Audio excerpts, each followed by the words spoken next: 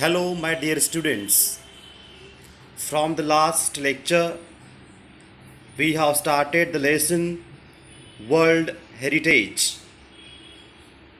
Now, let's see on page number 77 Becoming a World Heritage Site. जागतिक वारसा स्थळ कसे ठरतात हे आपण या ठिकाणी पाहत आहोत. There are 5 steps in becoming a World Heritage Site. The first of which is for a country or state party to take an inventory of its significant cultural and natural sites. My dear students, it's a very crucial lesson for you. How to becoming a World Heritage Site? What is the procedure to become the World Heritage Site? In the last video, I told you it's the combination of both cultural as well as natural. Today we are going to see how it's become a World Heritage Site. कशा पद्धतीने जागतिक वारसा स्थळ ठरतं हे आपण पाहत आहोत. There are 5 steps. एखाद्या साईटला जागतिक साईट किंवा स्थळ ठरवायचं असेल तर त्यासाठी ती जागतिक कमिटी जी स्थापन केलेली आहे युनेस्कोनी, तर त्या 5 स्टेप्समधून ते स्थळ जात असतं. आता ह्या स्टेप्स कुठल्या आहेत, काय आहेत, लेट्स सी. त्यापैकी पहिली स्टेप पाहूया. The first of which is for a country or state party to take an inventory of its significant cultural and natural sites. विद्यार्थी मित्रांनो, आत्ताच तुम्हाला बोललो या ठिकाणची कॉमन फीचर आहे, महत्त्वाची गोष्ट आहे की ती म्हणजे कल्चरल आणि नॅचरल ती साईट असली पाहिजे. इन्व्हेंटरीचा अर्थ आपण पाहूया काय दिलेला आहे तो. Inventory means a detailed list, ज्याला आपण म्हणतो पूर्णपणे दिलेली यादी, सविस्तर दिलेली यादी. तर अशा प्रकारे ती कंट्री किंवा ती स्टेट पार्टी ज्या साईटचं वर्ल्ड हेरिटेजमध्ये समावेश करायचा असेल, ती साईट ही तिचं कल्चरल नॅचरल सिग्निफिकंट काय आहे ह्याबद्दलचं एक इन्व्हेंटरी कमिटी समोर मांडत असतं. See, here we are going to see the 5 steps. Among those 5 steps we are seeing the first one. त्या 5 पैकी पहिली जी साईट आहे किंवा ती स्टेप आहे ते आपण पाहत आहोत. तर पहिलं काम असतं त्या ठिकाणचं कंट्री किंवा ते स्टेट पार्टी त्या स्थळाबद्दलची एक इन्व्हेंटरी माहिती घेऊन, कल्चरल नॅचरल माहिती घेऊन कमिटी समोर मांडत असतं. First step, this is called the tentative list. आणि त्या लिस्टला एक टेंटेटिव्ह तात्पुरती अशा प्रकारची लिस्ट ती तयार केलेली असते. फायनल लिस्ट आपण त्याला म्हणू शकत नाही. It's a tentative list. It is important because nominations to the World Heritage List will not be considered unless the nominated site was first included on the tentative list. पहा विद्यार्थी मित्रांनो, ही यादी अतिशय महत्त्वाची असते. कारण एखाद्या नामांकित स्थळाचा जर प्रथम या प्रायोगिक यादीमध्ये समावेश केलेला नसेल तर जागतिक वारसा यादीसाठीच्या नामांकनांमध्ये तिचा विचार केला जात नाही. पहा, त्यासाठी ही यादी जी आहे जरी ही टेंटेटिव्ह असली तरी मात्र हिला महत्त्व तेवढंच आहे, कारण या यादीतूनच फायनल नाव हे घोषित होत असतं. Next countries are taken then able to select sites from their tentative list to be included on a nomination file. आणि अशा पद्धतीने प्रत्येक देश आपल्या प्रायोगिक यादीतून नामांकन फाईलमध्ये समाविष्ट करण्यासाठी काही स्थळे निवडतो. अशा पद्धतीने it's a second one. The third step. आता तिसरी स्टेप बघूया आपण काय दिली आहे ती. Is a review of the nomination filed by two advisory bodies consisting of the International Council on Monuments and Sites and the World Conservation Union, who then make recommendations to the World Heritage Committee. एकूण 5 steps आपण पाहत आहोत. पहिली step पाहिली ती म्हणजे tentative. पहिला टप्पा, प्रथम टप्पा जो आहे, तर प्रत्येक देश किंवा राज्य हे आपले सांस्कृतिक नैसर्गिक स्थळांची संपूर्ण यादी तयार करतं. पहिली ही स्टेप आहे. आणि दुसरी स्टेप जर आपण म्हटली की त्या ठिकाणी प्रत्येक देश जो आहे तो त्या यादीमध्ये आपलं नाव आहे की नाही आहे, समावेश आहे की नाही आहे, ह्याचा पाठपुरावा करत असतं. त्याच्यानंतर त्या नामांकन फाईलमध्ये काही स्थळांचं निवड होत असते. अशा प्रकारे ही सेकंड स्टेप आपण पाहिली. आता थर्ड स्टेप काय पहा. तिसऱ्या टप्प्यात जागतिक स्मारके व काही स्थळे निवडतो आणि ह्यामध्ये जागतिक संरक्षण संघाच्या 2 सल्लागार समित्या या नामांकन फाईलींची परीक्षण करतात. तिसरी पद्धत किंवा स्टेप आपण या ठिकाणी पाहत आहोत. जागतिक संरक्षण संघाच्या वर्ल्ड हेरिटेज कमिटी 2 सल्लागार समित्यांचं नामांकन या फायलींचे परीक्षण करतात. या फायली पाहतात, अभ्यास करतात आणि जागतिक वारसा समितीकडे आपल्या शिफारसी पाठवतात. त्याचा अभ्यास केल्यानंतर तिसरी स्टेप आपण पाहत आहोत. अशा प्रकारे वर्ल्ड हेरिटेज साईट जी आहे ती 2 सल्लागारांची समिती स्थापन करून त्या फायलींचं परीक्षण केल्यावरती मग तो सल्लागारांची कमिटी ती फाईल, तिची शिफारस वर्ल्ड हेरिटेज कमिटीकडे जात असते. The final step in becoming a World Heritage Site is determining whether or not a nominated site meets at least one of 10 selections criteria. पहा पुढची स्टेप काय स्टेप आहे. The final step in becoming World Heritage Site is determined whether or not a nominated site meets at least one of 10 selection criteria. जागतिक वारसा समिती आपल्या वार्षिक बैठकामध्ये या शिफारशींचे अवलोकन करतात आणि कोणती स्थळे जागतिक वारसा यादीमध्ये समाविष्ट करता येतील हे ठरवतात.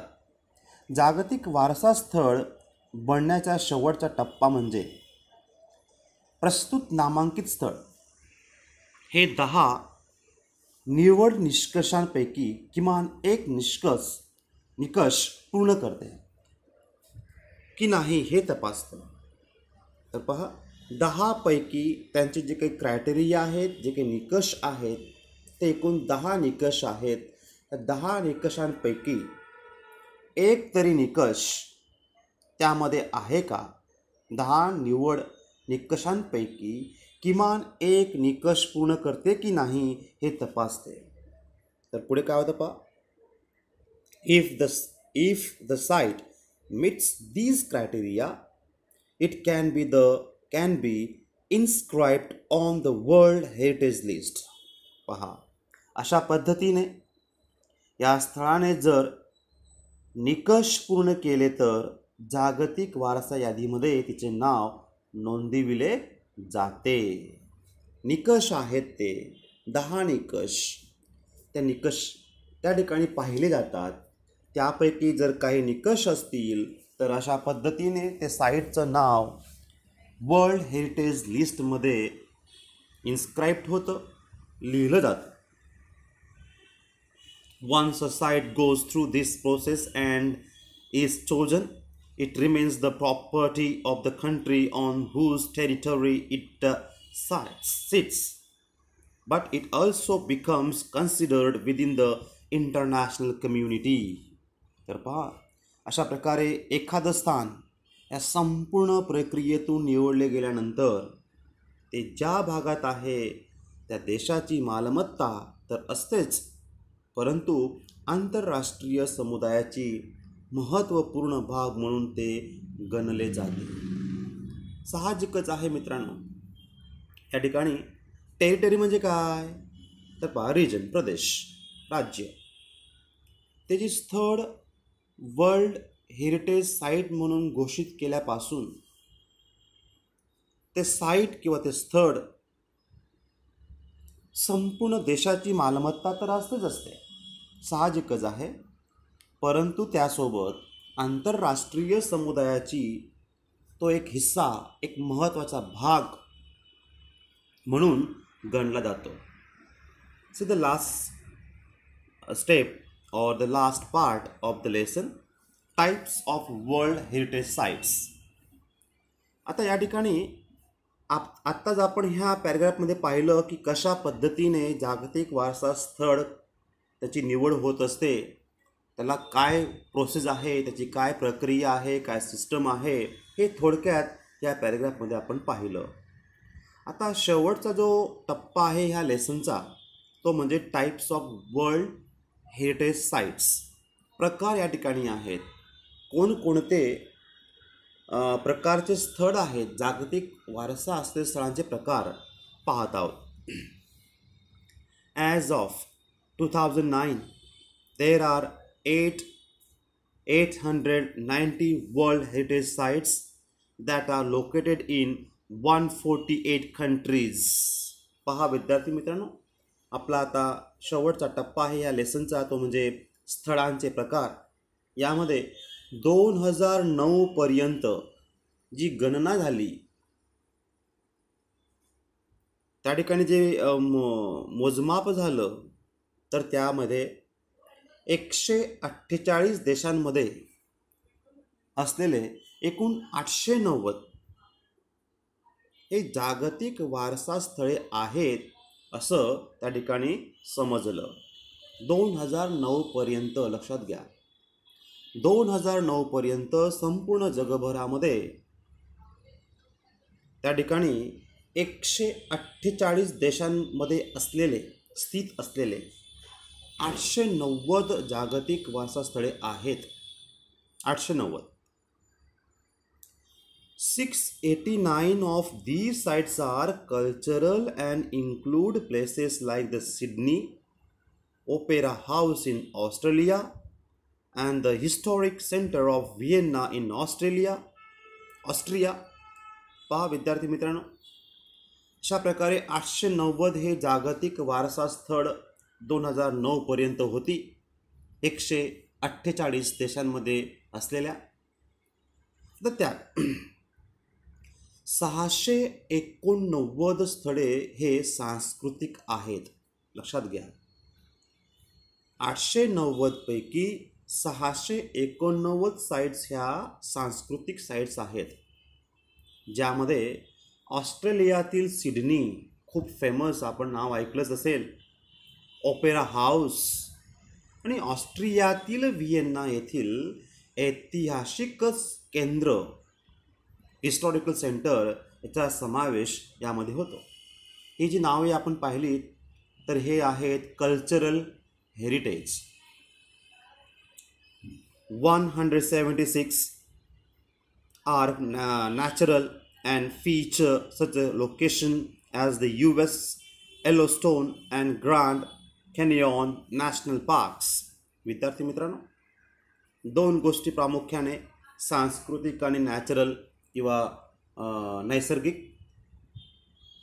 त्यापैकी मी आत्ताच म्हटलं की 689 स्थळे ही सांस्कृतिक स्थळे म्हणून आहेत. 2009 पर्यंतचा हा आकडा आहे. आता नक्कीच हा आकडा वाढलेला असेल.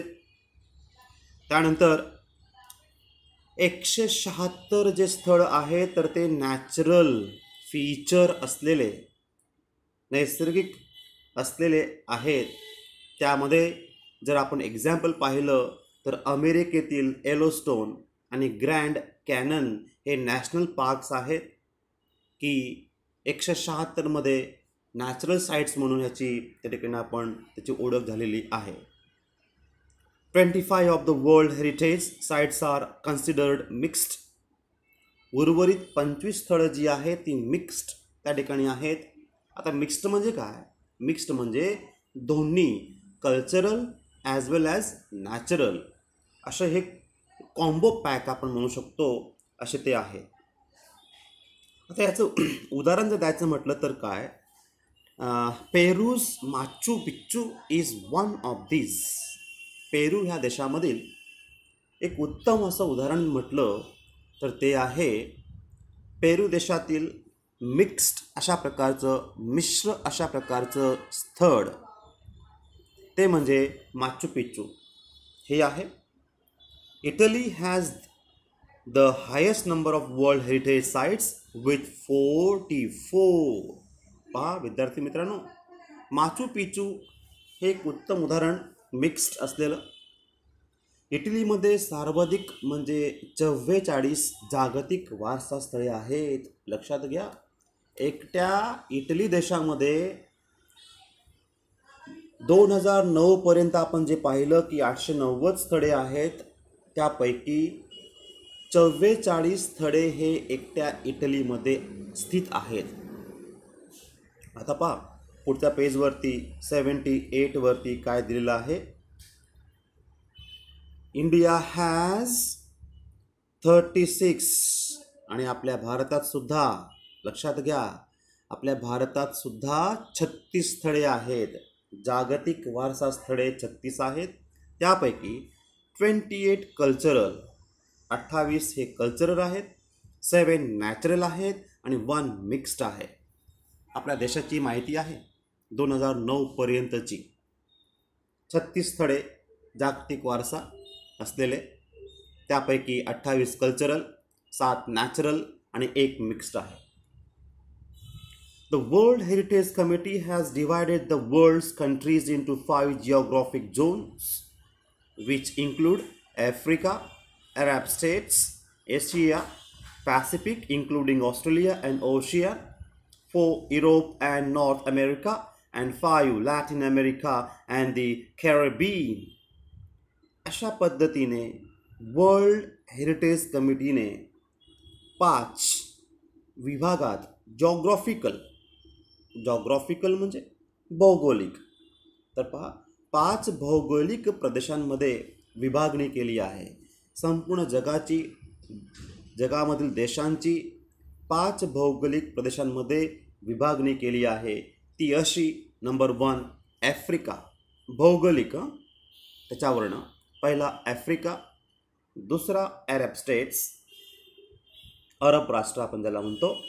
थर्ड आहे Asia Pacific including Australia and Oceania. यामध्ये तिसरा जो आहे तो म्हणजे ऑस्ट्रेलिया, आशिया पॅसिफिक, ऑस्ट्रेलिया व ओशिया यामध्ये समावेश आहे. चौथा युरोप अँड नॉर्थ अमेरिका, यामध्ये युरोप व उत्तर अमेरिका यांचा समावेश आहे. आणि पाचवा Latin America and the Caribbean, Latin America व कॅरेबियन यांचा ह्या 5व्या नंबरमध्ये समावेश केला गेलेला आहे. अशा पद्धतीने वर्ल्ड हेरिटेज कमिटीने देशांचे किंवा या जगातील देशाचा 5 भौगोलिक प्रदेशामध्ये विभागणी त्यांच्या सोयीसाठी केलेली आहे. Now last part of the lesson is World Heritage Sites in Danger. पहा नक्कीच ह्या काही ज्या साईट्स आहेत त्या फार धोक्यात आलेल्या आहेत. धोक्यात असलेल्या काही जागतिक वारसा स्थळे ते आपण पाहत आहोत. आता धोक्यात म्हणजे काय? साहजिकच असे काही स्थळं आहेत की ज्याकडे संपूर्णपणे दुर्लक्ष झालेलं आहे आणि त्यामुळे नैसर्गिक आपत्ती असेल, मानवनिर्मित आपत्ती असेल, त्या गोष्टीमुळे ते साईट्सचं जे सौंदर्य आहे, कल्चरल जे आहे, नॅचरल ज्या गोष्टी आहेत त्या लोप पावत आहेत. Like many natural and historic cultural sites around the world, many World Heritage Sites are in danger of being destroyed or lost due to war, poaching, natural disasters like earthquakes, uncontrolled urbanization, heavy tourist traffic, and environmental factors like air pollution and acid rain. पहा विद्यार्थी मित्रांनो, कोणकोणत्या कारणांमुळे अशा प्रकारचे स्थळं हे धोक्यात आली आहेत, कोणती कारणं आहेत ते आपण पाहत आहोत. तर यामध्ये पहा, like many natural and historical cultural sites around the world, world heritage sites are in danger of being destroy होत आहेत, नाश पावत आहेत, और लॉस्ट ड्यू टू वॉर. पहा, पहिलं कारण दिलं आहे वॉर म्हणजे युद्ध, दोन देशांमध्ये झालेलं युद्ध, होणारं युद्ध, त्यामुळे सुद्धा याचा परिणाम होतो. पोचिंग, तुम्हाला माहिती आहे पोचिंग म्हणजे अतिक्रमण जे आहे, त्यामुळे सुद्धा अशा ह्या स्थळं धोक्यात आली आहेत. नॅचरल डिझास्टर्स, नैसर्गिक आपत्ती, त्यामध्ये भूकंप आहे वगैरे, अर्थक्वेक्स. अनकंट्रोल्ड अर्बनायझेशन, तुम्हाला माहिती असेल या ठिकाणी शब्द आहे urbanisation, include more areas in cities, expand city area. तर अशा प्रकारे प्रचंड लोंढे पर्यटकांचे त्या ठिकाणी येतात. शहरीकरण, अर्बनायझेशन म्हणजे काय? शहरीकरण, गावाकडून शहराकडे लोकांचा ओढ असतो आणि शहरांचं जी रुंदी आहे ती वाढत जाते आहे, हे एक कारण त्या ठिकाणी आहे. आणखी काय बघा, अँड हेवी टुरिस्ट ट्रॅफिक, प्रचंड टुरिस्ट लोकांचा ओघ किंवा लोंढे तिथे येत असतात, ट्रॅफिक वाढते. And environmental factors like air pollution, त्यामध्ये पर्यावरणामधील घटक, एअर पोल्युशन याचाही दुष्परिणाम जाणवतो. ॲसिड रेन, तर आम्लयुक्त पाऊस जेव्हा होतो, तर असे अनेक कारणं आहेत की ज्या कारणांमुळे हे वर्ल्ड हेरिटेज साईट्स एंडेंजर्स झाले आहेत. World heritage sites that are in danger are inscribed on a separate list of World Heritage Sites in danger, which allows the World Heritage Committee to allocate resources from the World Heritage Fund to that site. Allocate. See the word assign. तर पहा विद्यार्थी मित्रांनो, ते World Heritage Sites that are in danger are inscribed on a separate list of World Heritage Sites. धोक्यात असलेल्या जागतिक वारसा स्थळे नावांचा स्वतंत्र यादीमध्ये नोंदवले जाते. धोक्यात असलेले वार्षिक स्थळे, list of world heritage sites in danger, अशा प्रकारची एक लिस्ट केली जाते आणि त्याच्यामध्ये ते अलोकेट करून त्याचं नाव, जी स्थळ, जे साईट इन डेंजरमध्ये सापडलं आहे त्याचं नाव त्या यादीमध्ये येतं. आणि जागतिक वारसा समिती जागतिक वारसा निधीतून अशा स्थळांना विशेष संसाधने पुरवते. आणि मग ती समितीचं काम आहे, निधी त्या ठिकाणी दिला जातो व पुन्हा रिकन्स्ट्रक्ट करण्याचं काम, मेंटेन करण्याचं काम ती समिती करत असतं. पहा दिलेलं आहे, in addition different plans are put into place to protect and or restore the sites.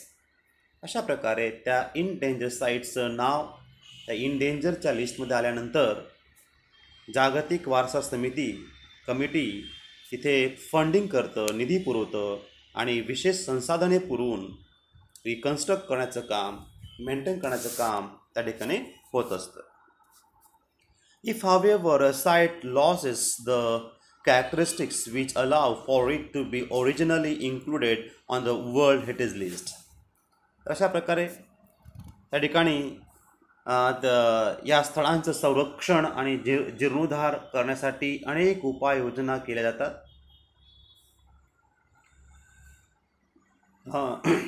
The World Heritage Committee can choose to delete the site from the list. To learn more about World Heritage sites, visit the World Heritage Center's website at whc.unesco.organization. अशा प्रकारे तरी देखील जे काही स्थळं आहेत जे लक्षणीय कारणांमुळे मूलतः जागतिक वारसा यादीमध्ये समाविष्ट झाले होते, ती वैशिष्ट्ये नष्ट झाली असल्यास जागतिक वारसा समिती हे नाव यादीतून वगळू शकते. लक्षात ठेवा, त्यांचे जे निकष आपण पाहिलेत, क्रायटेरिया जो पाहिला ज्यामध्ये 10 निकष आहेत, त्या निकषांपैकी जे वर्ल्ड हेरिटेज साईटचं घोषित केलेली जी साईट आहे, कालांतराने जर तिथे कुठल्याही प्रकारे निकष शिल्लक राहत नसेल तर ते स्थळ, ती कमिटी वर्ल्ड हेरिटेज साईट्सच्या लिस्टमधून त्या स्थळाचं नाव कमी करू शकते, वगळू शकते. हा अधिकारसुद्धा त्या कमिटीकडेच आहे. त्यानंतर जागतिक वारसा स्थळांविषयी अधिक माहिती जर पाहायची असेल, to learn more about the world heritage sites, अधिक माहिती पाहायची असेल ह्याबद्दल, तर तुम्ही जागतिक वारसा केंद्राच्या whc.unesco.organization या संकेतस्थळाला भेट देऊ शकता आणि या संकेतस्थळावर जाऊन तुम्ही या वर्ल्ड हेरिटेज साईट्सची संपूर्ण माहिती, अधिक माहिती आपण पाहू शकतात. My dear students, you have to write the words, all the questions of this lesson in your notebook. Okay, here we are going to stop. Thank you. Have a nice day.